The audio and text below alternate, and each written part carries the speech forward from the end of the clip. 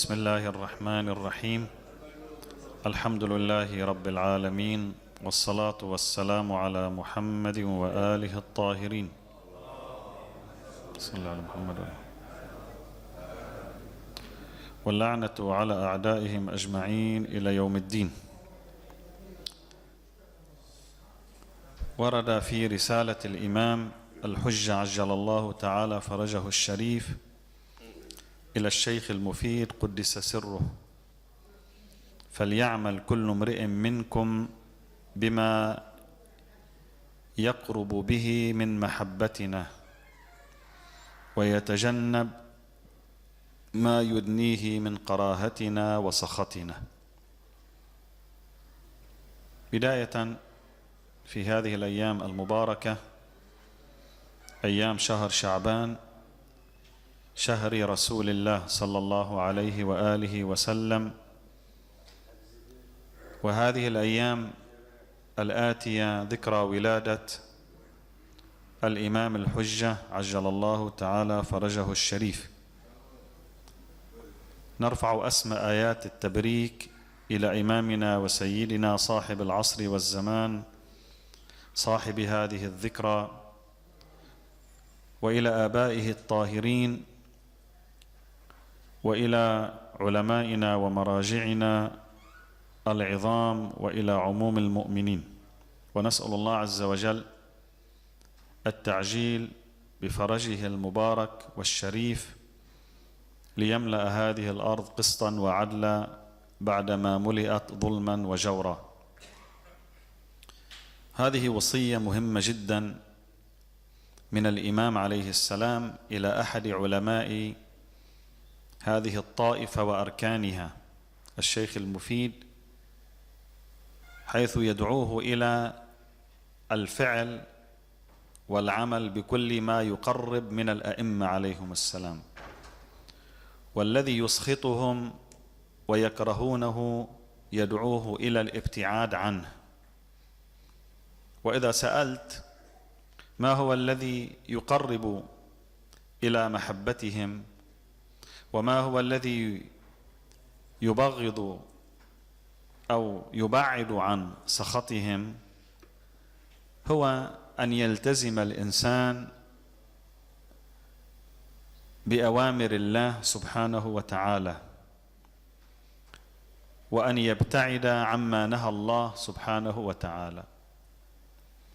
يعني بالتعبير المختصر، مثل ما إذا إجا بعض المؤمنين للشيخ بهجت رحمة الله عليه كما يروى، وقال له أنه أنا حابب أصير من العرفاء، شو بتنصحني أني أعمل؟ قال له رحمة الله عليه، قال: طبق ما في الرسالة العملية. هي الأحكام الشرعية الموجودة بالرسائل العملية للمراجع، كل واحد حسب مرجعه، طبق. وتطبيقا لقول المعصوم عليه السلام: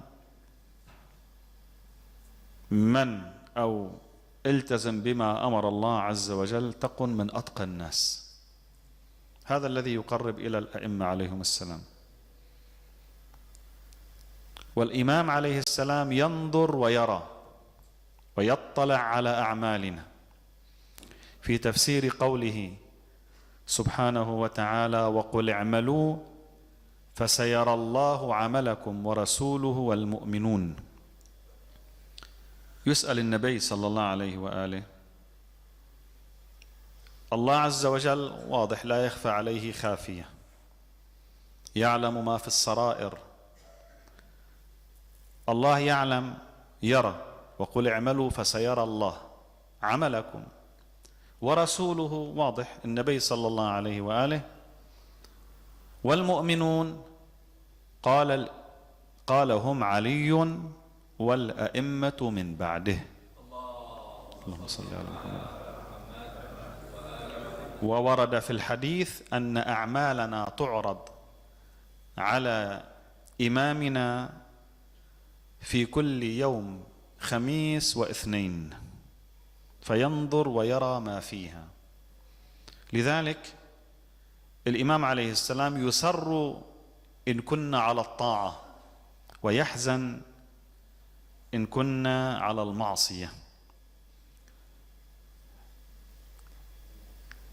طبعا نحن عندنا بعض الأحاديث وموجودة عند أهل السنة أيضا، ولعلها من الأحاديث المتفق عليها، أنه من مات ولم يعرف إمام زمانه مات ميتة جاهلية. وفي بعض الألفاظ: من مات وليس في رقبته بيعة لإمام حق أو لإمام حق. مش حيالله إمام، مش حيالله يبايع، يعني مات ميتة جاهلية. فهذا يعني أولا أنه لا يخلو زمان من وجود إمام حق يحتج الله عز وجل به على العباد. مش ممكن يكون إذا إنسان مات ولم يعرف إمام زمانه أو لم يكن له بيعة لإمام وهذا الزمان لا يوجد فيه إمام. إذا كان هيك كيف بده يكون هذا مات ميتة جاهلية والفرض أنه لا يوجد فيه إمام؟ يعني عندنا نوعان من الأحاديث. النوع الأول هو هذا اللي يدعو الناس أن يعرفوا إمامهم وأن يبايعوه. طبعا بيعة الإمام الآن بتقول الإمام غائب، كيف نبايعه؟ بالولاية، يعني نتولاه، مش بالضروري أنه نحط إيدنا على إيده. نحن نبايع هذا الإمام، يعني نتولى هذا الإمام كما نتولى آباءه السابقين مع أنهم ميتون. نتولاهم يعني نعتقد بإمامتهم وأنهم أئمة معصومون مفترضو الطاعة، قولهم قول رسول الله وقول رسول الله عن جبرائيل عن الله عز وجل. لذلك هذه البيعة لهذا الإمام تستلزم الاعتقاد بوجود إمام، وألا نبايع إمام مش موجود أو نعتقد بإمام نعرف إمام وهو غير موجود. هذا ما بيكون إمام زمان، ما بيكون إمام عصر، ما بيكون من مات ولم يعرف إمام زمانه. والنوع الثاني من الأحاديث أنه لو خلت الأرض من قائم لله بحجة لساخت بأهلها. يعني لا يأتي زمان، لا يكون زمان من آدم إلى يوم القيامة زمان يخلو عن وجود حجة الله في الأرض. وشوف الله عز وجل لما قال لآدم عليه السلام أو لما قال للملائكة إني جاعل في الأرض خليفة، هذا الخليفة لابد أن يبقى مستمر. إذا مات خليفة وحجة وإمام، سواء كان هذا الإمام نبي أو كان وصي، كان معصوما إماما حجة على الخلق، يأتي إمام بعده لا تخلو الأرض. فكرة المهدوية هي صحيح فكرة عالمية، يعني فكرة المخلص هي فكرة آمن بها جميع الأديان. كل الأديان يؤمنون بأن الله عز وجل سيرسل في آخر الزمان شخصا يخلص هذا العالم من الظلم والفساد، بيسموه المخلص. هلا افترض المسيحيين يعتقدون بأنه يسوع مثلا يبعث، أو طوائف أخرى تعتقد بشخص معين، لكن هذا صار الخلاف في التطبيق. في أصل القضية الجميع متفقون على وجود مخلص، وهو الغاية التي الله عز وجل خلق العالم لأجله. يعني خلق الأرض وجعل عليها البشر ليقام حكم الله عز وجل على هذه الأرض قاطبة. والله عز وجل أشار في القرآن الكريم إلى هذه المسألة، وأن هذا الدين الإسلامي سيظهر على جميع الأديان. هو الذي أرسل رسوله بالهدى ودين الحق ليظهره على الدين كله. يعني هذا الدين سيتفوق ويسيطر على جميع الأديان الموجودة في هذا العالم، في هذه الأرض، فيكون دينا عالميا منتشرا يغطي جميع بقاع الأرض. طيب هذا بعده ما حصل لا في زمان النبي ولا في زمان الخلفاء ولا في زمان بقية الدولة الإسلامية الكبرى اللي حكمت بقاع من الأرض. إذن هذا يوم منتظر سيأتي وسيظهر هذا الدين على جميع الأديان. من هنا المسلمون كل فرق الإسلام سنة وشيعة وغيرهم يعتقدون بأن المهدي سيخرج في آخر الزمان يملأ الأرض قسطا وعدلا بعدما ملئت ظلما وجورا. ما في اللهم صل على محمد.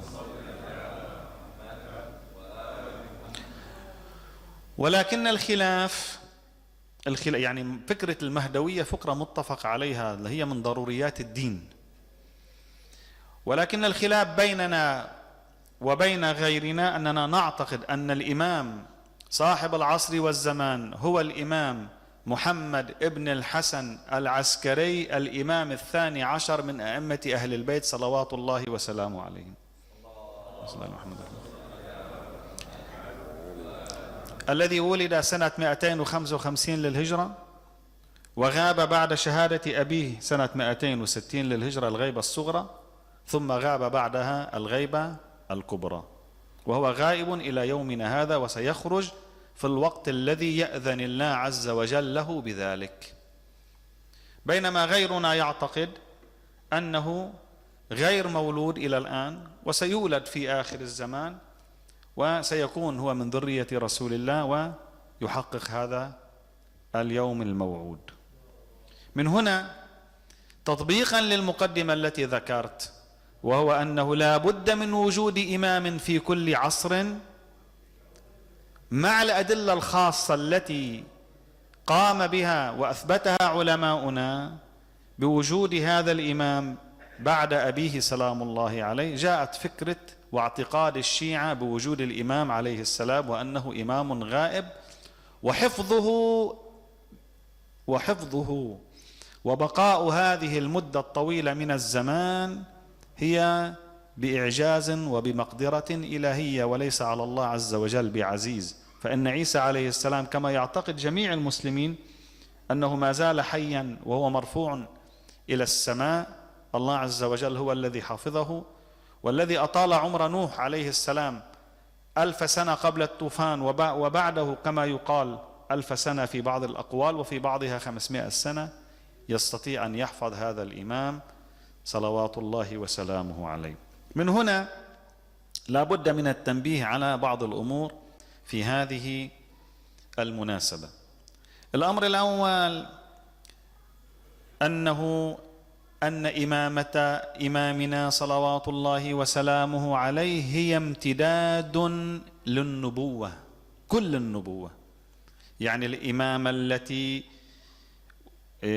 يتلبس بها الإمام عليه السلام والغاية من مجيئه مرتبط بالنبوة. شو يعني بالنبوة؟ يعني مش بنبي خاص. نحن نعتقد أن النبي صلى الله عليه وآله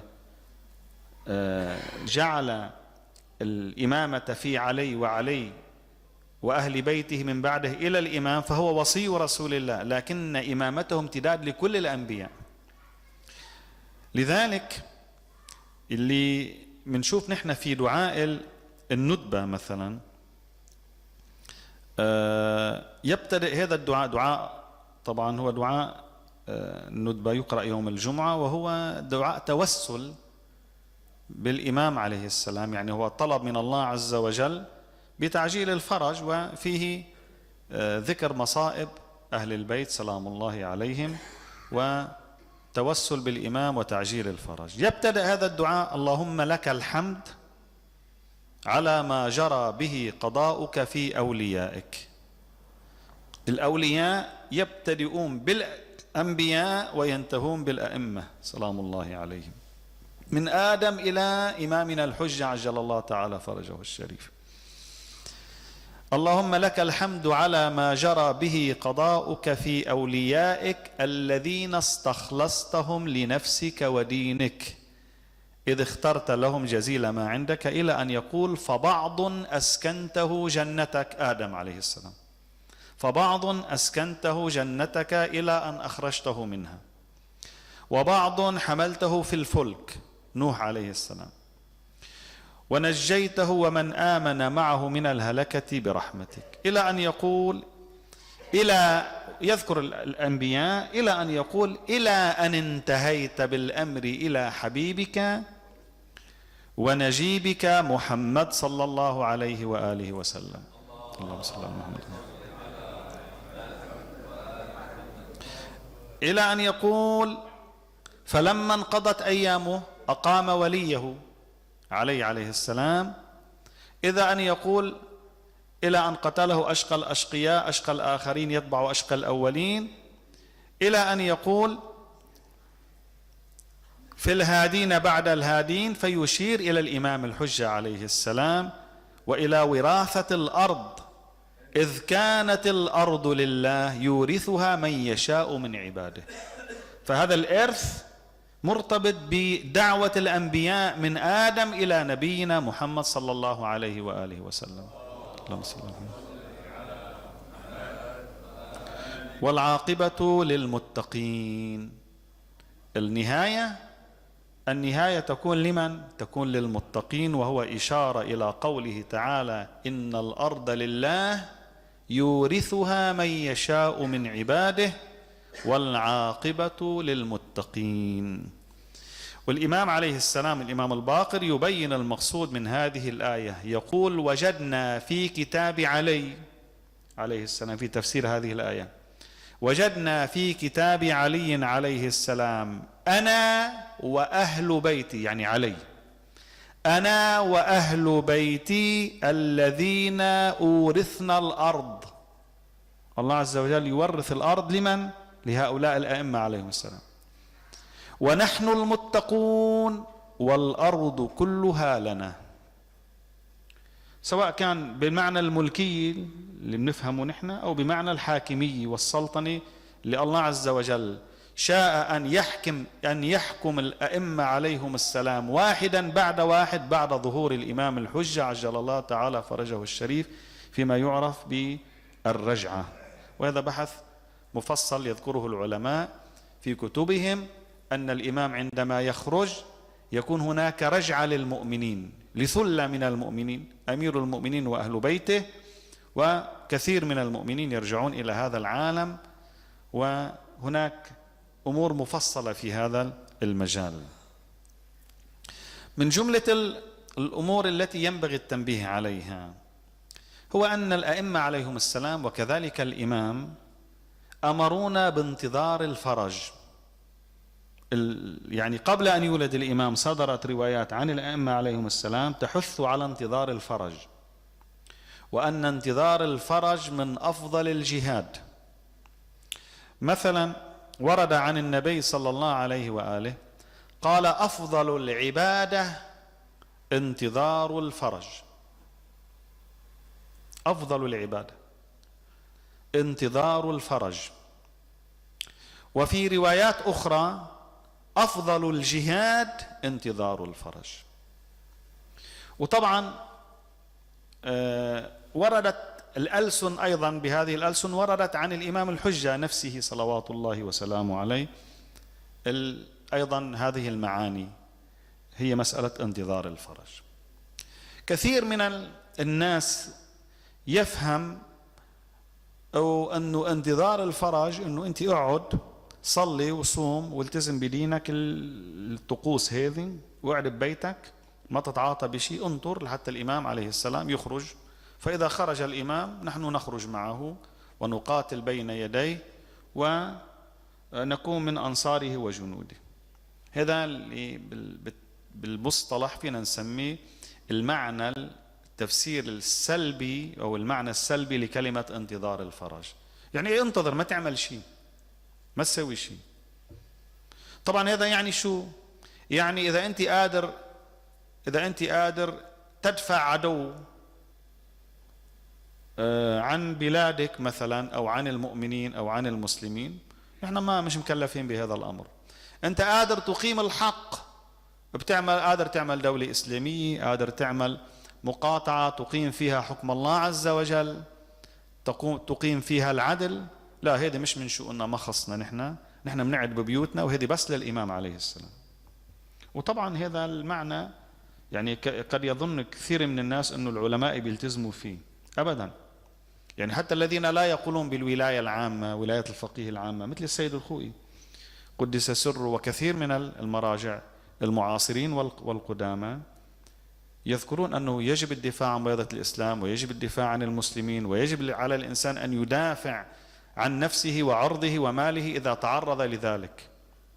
والسيد الخوئي قدس سره ذهب إلى أكثر من ذلك، ذهب إلى مسألة الجهاد الابتدائي.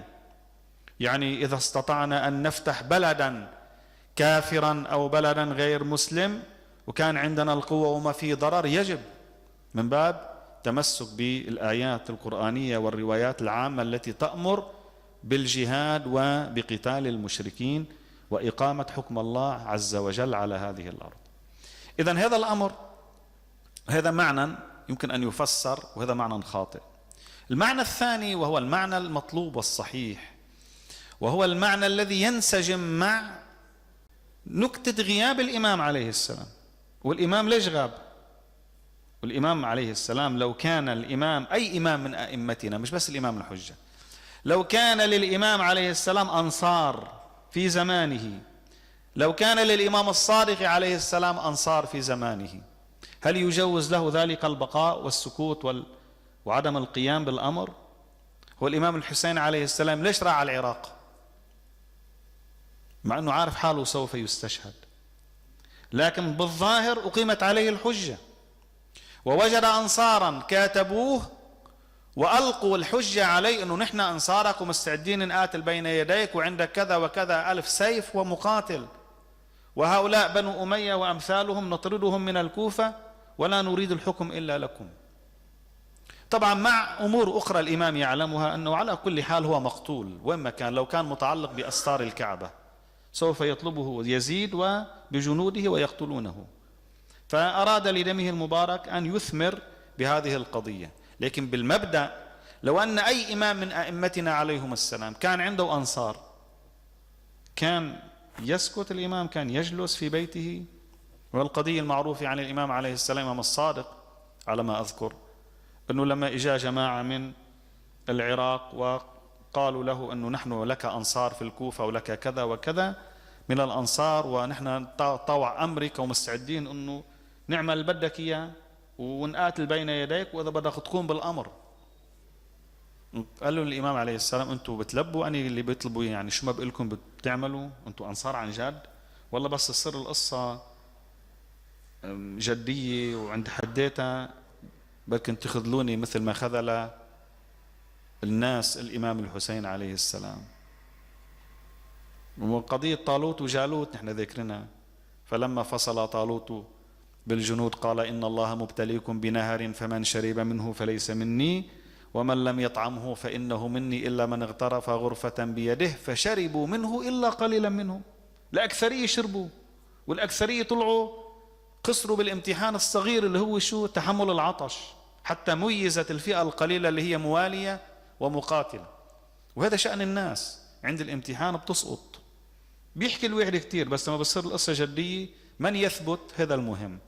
فقالوا له إيه طبعا، فقال له لأحد هؤلاء، قال له هذا التنور شاعل، ارمي نفسك في التنور، وانت إمام معصوم، والإمام المعصوم بالنهاية قوله مطاع. لو قال لك بدك تدب حالك عن سطح، بدك ترمي حالك بالنار، بدك تقتل نفسك، واجب. النبي إبراهيم عليه السلام قال لابنه إسماعيل إني أرى في المنام أني أذبح، كذا تكليف. قال له يا أبت افعل ما ترى، افعل ما تؤمر ستجدني إن شاء الله من الناصرين. الإنسان المؤمن الذي يلتزم بالتكليف إذا كان مكلف بأن يقتل ما عنده مشكلة. عندكم هذا الاستعداد؟ هذا الإنسان قال له يا ابن رسول الله إنه إحنا جينا ندعيك حتى نخرج بين يديك ونقاتل معك، جاي تقتلنا ترميني بالتنور؟ فقال الإمام عليه السلام لأحد أصحابه، قال انزل في التنور. هذا مباشرة كان موجود عند الإمام، حمل نفسه ونزل بالتنور. وهودي الإمام أهمل هذا الإنسان وجعل يحدث هؤلاء وهن باله مشغول بهذا الإنسان الموجود بالتنور. ثم التفت الإمام عليه السلام، طبعا هون في إعجاز، يعني كما جرى مع إبراهيم عليه السلام، هذا الشخص لم يصبه شيء، ببركة الإمام عليه السلام، لكن بالنهاية رمى نفسه في التنور والتزم التكليف. قال لو كان عندي قطيع من الغنم، لو كان عندي بعدد هؤلاء من الأنصار لقمت بالأمر. مسألة مش مسألة أنه أنا حابب أقوم بالأمر أو مش حابب أقوم، مسألة في أنصار والله ما في هناك من يقاتل بين يدي ويثبت عند القتال ولا لا. وعدوهم لهم 313 غنم. على كل حال هذا المعنى اللي هو موجود في الأحاديث، وهذا الأمر يستوجب أن نقف قليلا حول معنى كلمة الانتظار.